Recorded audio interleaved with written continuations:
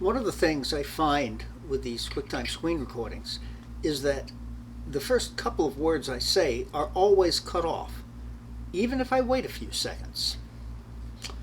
It's not a big deal, but it is annoying. All right, this is an update on the 5,1 Mac Pro, or should I say 5,1s, since I have three of them at this point, which I had mentioned I am planning on merging into two working computers.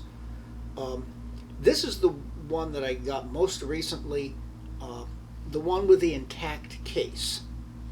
And I had mentioned my plan of taking the components from my 5,1, which has the bent leg, merging it into this case, and arriving at one 5,1 that's beautiful from the outside as well as within. It's just cosmetic, it doesn't really matter at all, but it's a little thing. But there was one slight concern, actually far from slight. This machine was not mounting external drives when they were plugged in.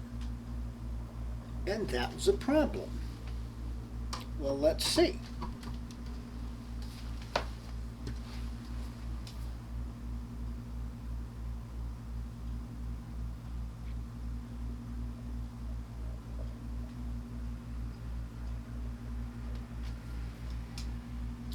And there it is. It took a while to show up, but it is there. Get info on it and everything. You know, it's blank at this point. Okay, and it is plugged into one of the front USB 2 ports. Now, I'm not really certain what fixed this.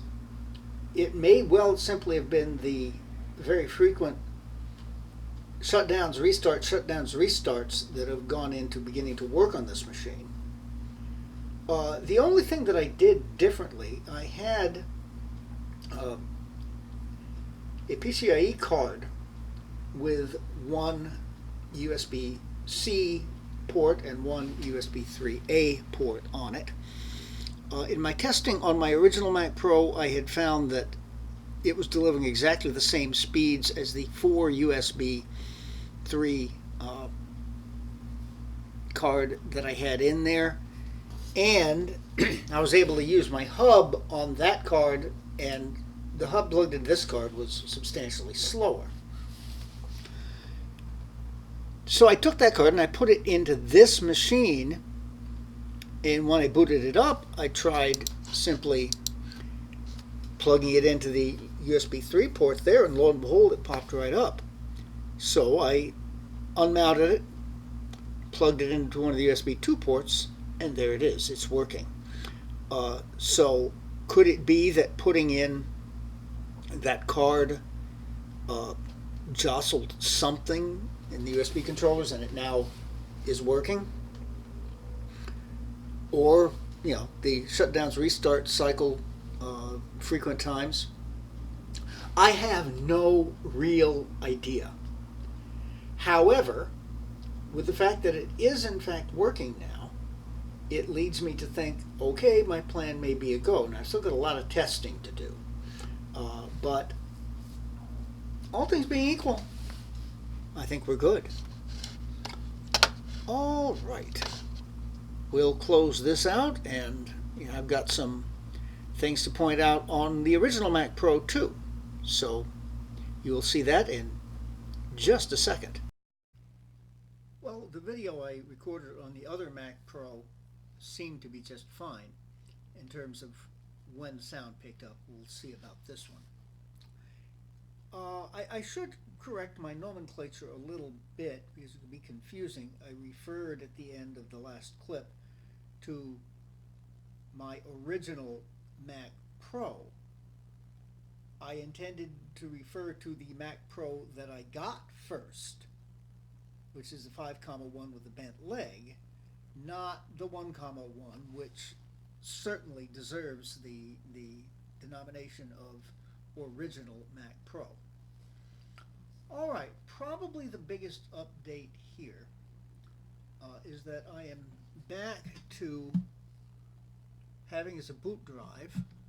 You can look this up here about this Mac. My boot drive is once again the Crucial SSD. That's a 1 TB SSD, NVMe SSD, connected to a PCIe slot. And I had stopped using that because it seemed to me that it wasn't delivering the speeds I was expecting. Uh, One of the problems I think was the fact that I was basing too much of this on startup speeds.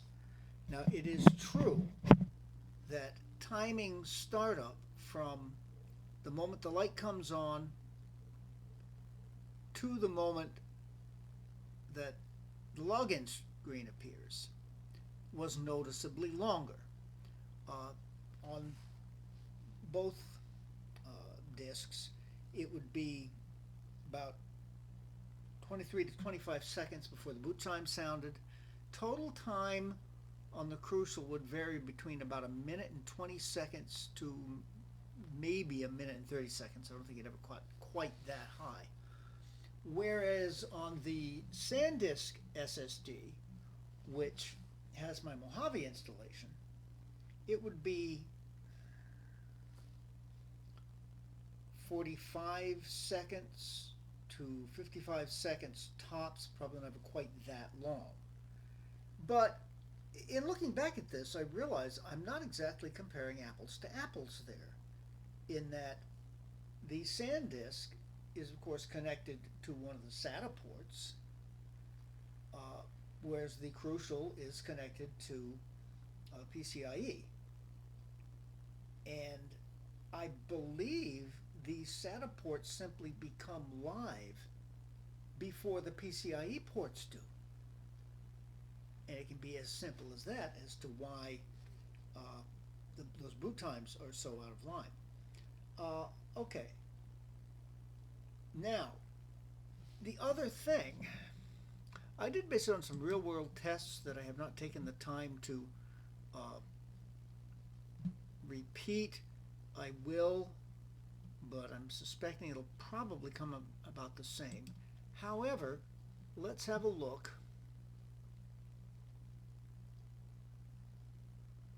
at the Blackmagic speed test.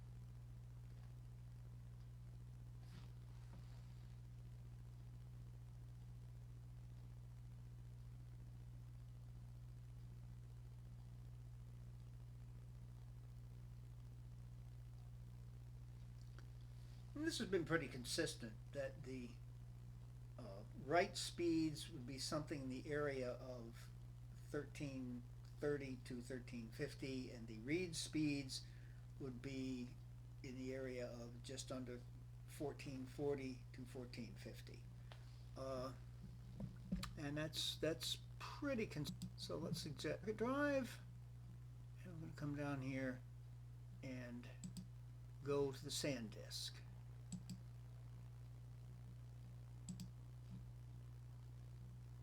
Start that again.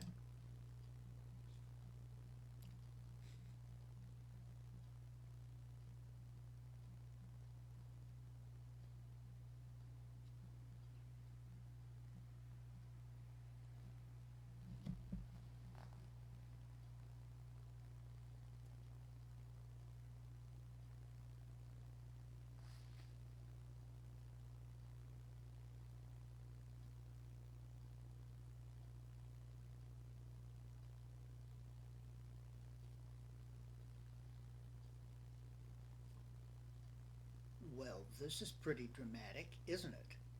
And again, it stays pretty consistent, something between 250 and 260 on the write speed, and 260 to 270 on the read speed, which would tell us that, at least according to Blackmagic, that's not what I wanted. At least according to Blackmagic, the Crucial NVMe SSD is roughly 5 times as fast. Now I'll say, again, the test I was doing at rendering videos was the primary one. I was just rendering them out of iMovie at that point. So now I'm using DaVinci Resolve now. Perhaps we'll see a difference in the results that I get there. I am expecting that's probably going to come out at worst roughly equivalent, and at best the Crucial ought to be faster. Now, of course, the two operating systems are not the same. This is running a DOS-Dude 1 patched Catalina, whereas on the SanDisk I've got my regular natively supported Mojave. So yeah, we're good here. So I think I'm going to be staying with that Crucial drive, which means, you know, there goes that PCIe slot.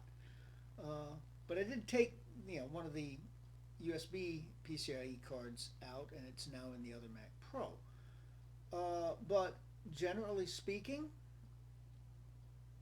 you know, I think we're in very, very good shape.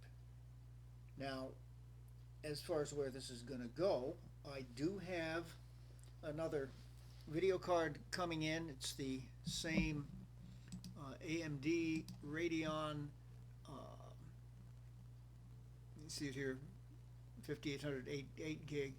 I ordered the same exact card. I'll be putting that in the other one, flashing it to the Mojave boot ROM and getting Mojave on that.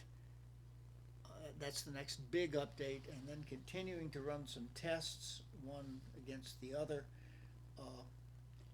And if all seems roughly equivalent between the two systems, yeah, I'm going to take, you know, all the components that I can out of this. Well, I'll leave the graphics card since it's the same, but everything else I will simply take out of this, put it in there. You know, put the 2-processor tray in there, put the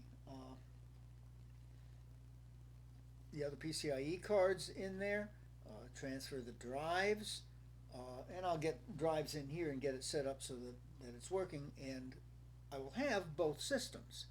But the one I'd be using primarily would be the one without the bent leg, because, well, I love this machine though. It's been a real trip working on. Okay, well, thank you so much for your attention, and, you know, that AMD Radeon is supposed to be in on New Year's Eve, so probably early part of the new year, you know, we'll get a video up about putting that in and about upgrading that machine to Mojave. Well, have a wonderful evening, and if you haven't heard from me before then, have a very, very happy and prosperous new year.